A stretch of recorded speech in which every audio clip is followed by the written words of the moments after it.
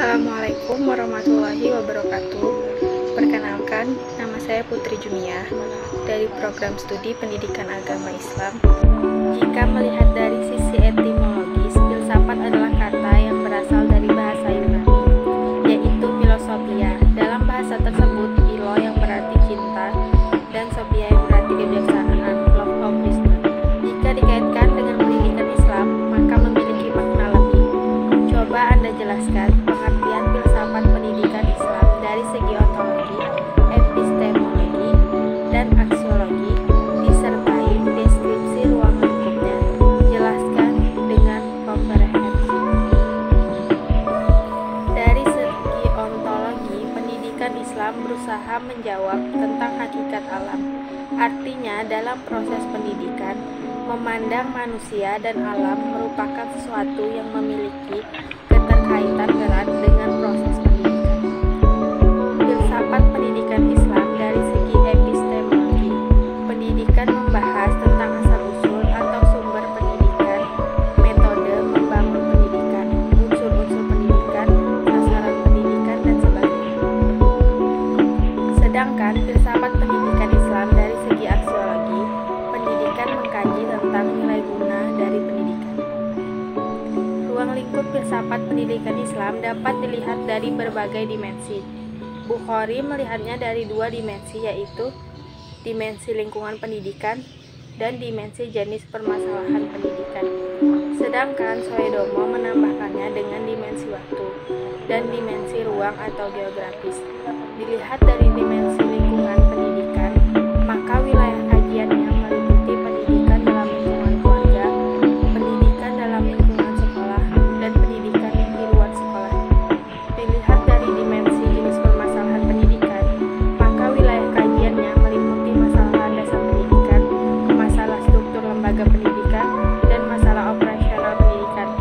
Dilihat dari dimensi waktu, terdapat tiga masalah pendidikan, yaitu masalah kontemporer, masalah kesejarahan, dan masalah masa depan. Dilihat dari dimensi ruang geografis, terdapat dua masalah, yaitu masalah pendidikan di Indonesia dan masalah pendidikan di negara-negara atau masyarakat di luar Indonesia.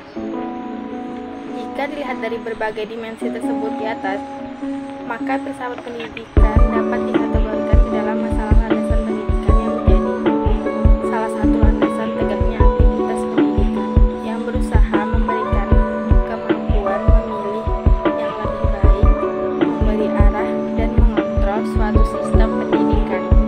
Jelaskan aliran pendidikan konservatif, rasional, religius, pragmatis. Aliran pendidikan konservatif, perlu kita ketahui bahwasannya aliran ini biasa disebut dengan mazhab atau madrasah. Aliran ini biasa dianggap ideologis karena seringkali mengarah kepada tindakan pembenaran atau kepercayaan kepada suatu pemikiran suatu tokoh. Seperti halnya mazhab Syafi'i, Hanafi, Maliki, dan Hambali. Adapun tujuan yang dimaksud mengenai tulisan ini ialah aliran religius konservatif. Umumnya konservatif dikenal dengan istilah kolot, yaitu bersikap mempertahankan keadaan, kebiasaan, dan tradisi yang telah berlaku. Aliran pendidikan rasional religius. Tokoh-tokoh aliran ini adalah Ikhwan al-Safa, Al-Faridi, Ibnu Sina, dan Ibnu Miskawai. Aliran ini dijuluki pemburu hikmah Yunani di belahan dunia timur, dikarenakan perkumpulan intensifnya dengan rasionalitas Yunani. Menurut Ikhwan al-Safa, sebuah perkumpulan rahasia yang bergerak dalam lapangan ilmu pengetahuan, dan asas utama perkumpulan ini adalah persaudaraan yang dilakukan dengan tulus ikhlas, kesetiakawanan yang suci dan murni, serta saling menasihati antara sesama anggota untuk menuju ridho ilahi dan tidak melalui jalan radikal revolusioner. Yang dimaksud dengan ilmu adalah gambaran tentang sesuatu yang diketahui pada benak atau jiwa orang yang mengetahui. Proses pengajaran adalah usaha transformatif terhadap kesiapan ajar agar benar-benar menjadi real, atau dengan kata lain, upaya transformatif terhadap jiwa pelajar yang semula berilmu atau mengetahui secara potensial agar menjadi berilmu atau mengetahui secara real faktual. Aliran pendidikan pragmatisme. Aliran pragmatisme merupakan kreasi filsafat dari Amerika pada era 1870-an, sekitar 1,5 abad yang lalu. Saat ini, kata pragmatis sering dikaitkan dengan kepentingan praktis, ketidaksungguhan dalam berproses atau berorientasi hanya pada pencapaian hasil. Penggunaan kata pragmatis saat ini sering kita temukan dalam berita-berita, di koran ataupun televisi. Secara etimologis, pragmatis berasal dari kata pragma, bahasa Yunani yang berarti fakta, benda, materi sesuatu yang dibuat, kegiatan atau tindakan pekerjaan. Pragmatis berarti filsafat atau pemikiran tentang tindakan. Dalam dunia pendidikan Islam, konsep pendidikan yang dikemukakan oleh para ahli pendidikan banyak ditemukan, mulai dari konsep yang klasik sampai yang kontemporer. Ada beberapa tokoh yang menawarkan konsep pendidikan Islam seperti Al-Ghazali, Ibnu Khaldun, Kiai Haji Hasyim Asy'ari, Al-Jarnuji, dan Abdullah Nasir. Beri penjelasan mengenai konsep pendidikan Islam untuk tokoh tersebut di atas. Konsep pendidikan Al-Ghazali dalam bidang pendidikan itu lebih cenderung bersifat empirisme. Hal ini disebabkan karena Al-Ghazali sangat menekankan pengaruh pendidikan terhadap anak didik. Menurutnya, seorang anak itu tergantung kepada orang tua dan orang yang mendidiknya.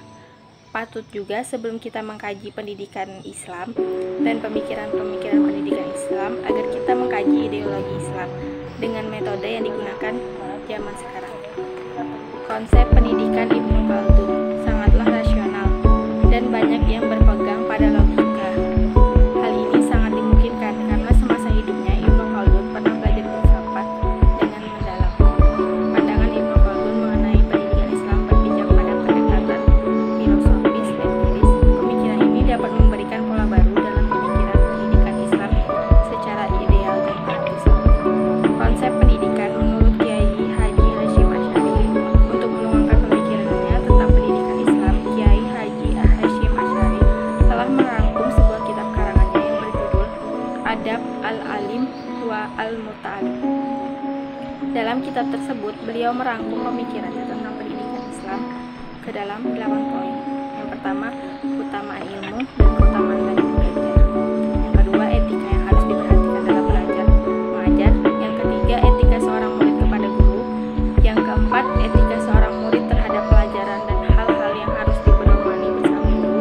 Yang kelima, etika yang harus dipedomani seorang guru. Yang keenam, etika guru ketika akan mengajar. Yang ketujuh, etika guru terhadap muridnya. Yang kedelapan, etika terhadap buku, alat untuk memperoleh pelajaran, dan hal-hal yang berkaitan dengannya. Dari 8 pokok pemikiran di atas, Kiai Haji Hasyim Asy'ari membaginya kembali ke 3 kelompok. Yang pertama, signifikasi pendidikan. Yang kedua, tugas dan tanggung jawab murid. Yang ketiga, tugas dan tanggung jawab guru. Konsep pendidikan Al-Jarnuji. Lembaga pendidikan dan diasuh oleh beberapa guru besar seperti Burhanuddin Al-Marginani, Samsuddin, Abdil Wajdi, Muhammad bin Abdullah Sattar. Selain itu, banyak guru Al-Jarnuji yang pendapat-pendapat mereka diangkat dalam karyanya Ta'lim Al-Muta'alim. Hingga kini, pada dasarnya ada beberapa konsep pendidikan Jarnuji yang banyak berpengaruh dan patut diindahkan. Yang pertama, motivasi dan penghargaan besar terhadap ilmu pengetahuan dan ulama. Yang kedua, konsep filter terhadap ilmu pengetahuan dan ulama. Yang ketiga, pendekatan teknis, pendayagunaan potensi otak baik dalam terapi alamiah ataupun moral psikologis. Konsep pendidikan Abdullah Nasir Ulwan. Pendidikan sosial adalah pendidikan yang mendidik anak dari usia dini agar terbiasa dengan perilaku sosial yang mandiri dan memiliki akhlak yang mulia ketika nanti mereka hidup di kehidupan bermasyarakat. Pendidikan merupakan hasil dari pendidikan keimanan, akhlak jasmani, akal jiwa, dan seksual. Pendidikan sosial adalah buah dari penanaman keimanan yang mendalam dalam jiwa anak sejak dini, sehingga ia bisa bergaul dengan masyarakat secara bijaksana. maka dapat dipastikan bahwa tanggung jawab ini adalah salah satu tanggung jawab yang sangat penting bagi para pendidik dan orang tua dalam rangka mempersiapkan anak, dan juga merupakan hasil dari semangat pendidikan yang telah disebutkan sebelumnya, baik itu pendidikan keimanan, pendidikan akhlak, maupun pendidikan psikologis. Pendidikan sosial ini merupakan perwujudan dari sikap dan watak yang mendidik anak untuk melaksanakan kewajiban, etika, kritik, sosial, keseimbangan pola pikir, kebaikan dalam politik, dan sosialisasi dengan yang lain. Jika setiap pendidik memperhatikan hal-hal tersebut dan tidak egois, maka akan memudahkannya untuk mendidik peserta didiknya. Abdullah Nasiruan memberikan arahan kepada setiap pendidik, yaitu mereka harus memperhatikan 4 perkara utama ini, diantaranya menanamkan dasar-dasar kejiwaan yang mulia, memelihara hak orang lain, menjaga etika sosial secara umum, pengawasan, dan kritik sosial. Seiring berjalannya waktu dan zaman, maka paradigma berpikir filsafat juga mengalami pergeseran. Coba Anda jelaskan ciri khas dari filsafat pendidikan idealisme, filsafat pendidikan realisme, filsafat pendidikan materialisme, filsafat pendidikan pragmatisme, filsafat pendidikan eksistensialisme, filsafat pendidikan progresivisme, filsafat pendidikan perennialisme, dan filsafat pendidikan esensialisme, serta bagaimana kontribusinya terhadap pendidikan agama Islam. Filsafat pendidikan idealisme adalah suatu aliran filsafat pendidikan yang berpaham bahwa pengetahuan dan kebenaran itu paling tertinggi ialah ide-ide atau gagasan. Ide itu berasal dari diri sendiri, bukan dari orang lain atau bahkan hal gaib. Ciri aliran idealisme yaitu mengevaluasi dalam pendidikan. Aliran idealisme merupakan aliran yang berkontribusi besar demi kemajuan pendidikan. Filsafat pendidikan aliran realisme bersifat objektif, bersusun atas materi dan hukum alam. Seseorang percaya atau tidak terhadap keberadaan suatu benda tidak akan mengubah watak dan wujud benda tersebut. Benda itu akan tetap nyata dan bukan kontribusi realisme sebagai pelengkap adanya aliran filsafat idealisme. Dapat dikatakan bahwa idealisme merupakan gagasan atau ide yang diutamakan untuk mencari sebuah kebenaran yang cenderung abstrak dan metafisik. Sedangkan realisme merupakan instrumen alat indera yang merupakan pokok utama dalam mencari sebuah kebenaran dengan melakukan observasi pada lingkungan sekitar dan menemukan fakta-fakta tertentu dapat menemukan sebuah kebenaran. Hal ini merupakan sebagai pembeda bahwa idealisme lebih berpegang pada kondisi mental, sedangkan realisme adanya bukti fisik. Filsafat pendidikan materialisme. Ciri-ciri materialisme: segalanya berasal dari satu, yaitu materi. Tidak mengakui alam gaib sebagai alat pencapaian ilmu, memposisikan ilmu sebagai pengganti agama dalam hukum, menjadikan tabiat manusia sebagai akhlak. Kontribusi filsafat materialisme dalam pendidikan adalah bahwa proses pendidikan menekankan pentingnya keterampilan dan pengetahuan akademis yang empiris sebagai hasil kajian sains serta perilaku sosial sebagai hasil belajar. Filsafat pendidikan pragmatisme. Metode pendidikan adalah upaya menanamkan suatu disiplin, tetapi bukan otoritas. Metode pengajaran dengan disiplin berarti seseorang mengarahkan pelajaran dengan disiplin. Kontribusinya dengan memahami pemikiran tersebut menciptakan perubahan yang luar biasa dalam kehidupan bermasyarakat, dalam memahami sebuah realitas, pengetahuan, nilai, maupun untuk memproses melalui pendidikan. Filsafat pendidikan eksistensialisme adalah suatu aliran filsafat yang bersifat teknis yang terjelma dalam bermacam-macam sistem yang satu berbeda dengan yang lain. Sekalipun demikian, ada juga ciri-ciri yang sama yang menjadikan sistem itu dapat dicap sebagai filsafat eksistensialisme. Kontribusinya aliran eksistensialisme memandang bahwa pendidikan bertujuan mendorong agar setiap individu mampu mengembangkan semua potensinya untuk pemenuhan diri. Setiap individu memiliki kebutuhan dan menghajatkan perhatian yang spesifik berkaitan dengan pemenuhan dirinya. Filsafat pendidikan aliran progresivisme. ini lebih mengutamakan masa depan. Adapun ciri-ciri aliran progresivisme adalah manusia mampu menghadapi lingkungan yang bersifat kompleks dan dinamis. Aliran progresivisme juga mempunyai hubungan dengan aliran filsafat pendidikan lainnya. Adapun bentuk aliran ini dalam dunia pendidikan, kontribusi aliran filsafat pendidikan dalam model pengembangan. Kurikulum pendidikan Islam, aliran progresivisme ini menghendaki lembaga pendidikan memiliki model pengembangan kurikulum pendidikan Islam yang bersifat fleksibel, dinamis, tidak kaku, tidak terkait dengan doktrin tertentu, bersifat terbuka, memiliki relevansi. Filsafat pendidikan perennialisme. Aliran ini bisa kita kenali dengan gampang karena aliran ini memiliki ciri khas, yaitu mengambil suatu jalan regresif atau kembali pada nilai-nilai pendidikan dan prinsip dasar pendidikan pada masa lampau. Aliran ini menyatakan bahwa suatu realita memiliki sebuah tujuan tertentu. Kontribusi aliran ini sebagai sebuah aliran dalam filsafat pendidikan yang mendasari dirinya pada keyakinan bahwa pengetahuan sejati yang didapat melalui ruang dan waktu mestilah membentuk dasar-dasar pendidikan seseorang.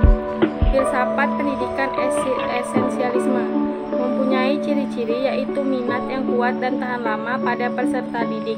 Itu tumbuh dari proses belajar yang menarik perhatiannya. Pengawasan, pengarahan, dan bimbingan orang dewasa itu melekat pada masa balita yang panjang. Kemampuan dalam mendisiplinkan diri harus menjadi tujuan pendidikan. Kontribusinya berdasarkan beberapa pandangan para tokoh aliran filsafat esensialisme tersebut. Dipahami bahwa esensialisme memandang bahwa pendidikan harus berpijak pada nilai-nilai yang memiliki kejelasan dan tahan lama, yang memberikan kestabilan, dan nilai-nilai terpilih yang mempunyai tata yang jelas. Coba Anda analisis dan beri tanggapan mengenai konsep merdeka belajar. Belajar merdeka dalam perspektif filsafat pendidikan Islam. Merdeka belajar dari hasil analisis itu adalah memahami, mempresentasikan, mencari, dan mencoba menelusuri kebijakan merdeka belajar dalam hal menuntut ilmu. Karenanya hal ini peserta didik dan guru harus menyesuaikan